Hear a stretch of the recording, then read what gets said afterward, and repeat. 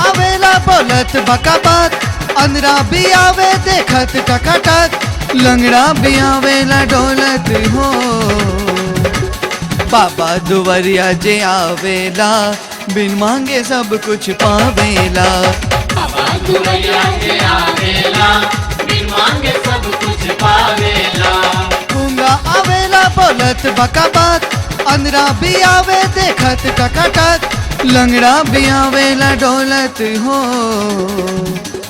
बाबा दुवरिया जे आवेला, बिन मांगे सब कुछ पावेला।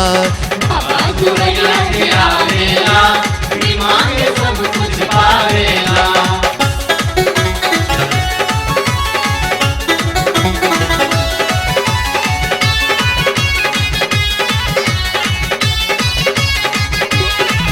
पवन रहिया बहारे सूरज चावर डोलावे, मोहन मुरली बजावे नारद भजन सुनावे। पवन रहिया बहारे सूरज चावर डोलावे, मोहन मुरली बजावे नारद भजन सुनावे।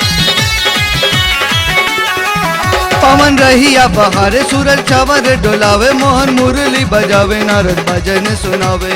वीर लगल बा देवघर नगरिया, बाबा नगरिया में झूमे कांवरिया। वीर लगल बा देवघर नगरिया, बोलबम के नारा गुजेला हो। बाबा दुवरिया जे आवेला, बिन मांगे सब कुछ पावेला। बाबा दुवरिया जे आवेला, बिन मांगे सब कुछ पावेला।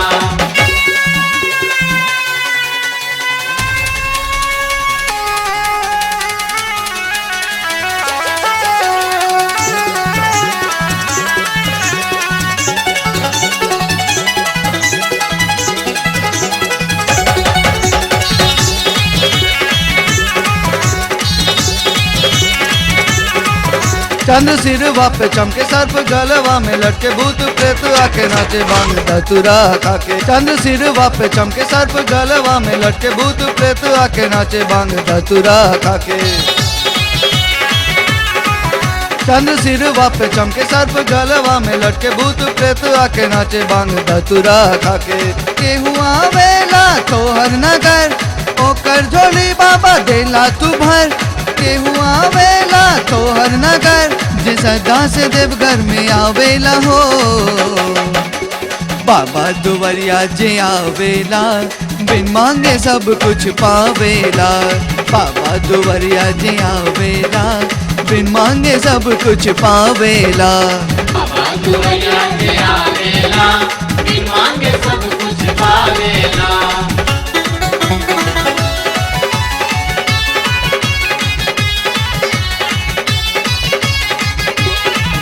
हाथ त्रिशूल लेके मृग छाल पहिर के, दूरी राख लगा के बौरा हवा भवन के। हाथ त्रिशूल लेके मृग छाल पहिर के, दूरी राख लगा के बौरा हवा भवन के। हाथ त्रिशूल लेके मृग छाल पहिर के, दूरी राख लगा के बौरा हवा भवन के। बाबा के द्वारे होवे जयकारे, बोले ता भक्तन के कष्ट से निवारे।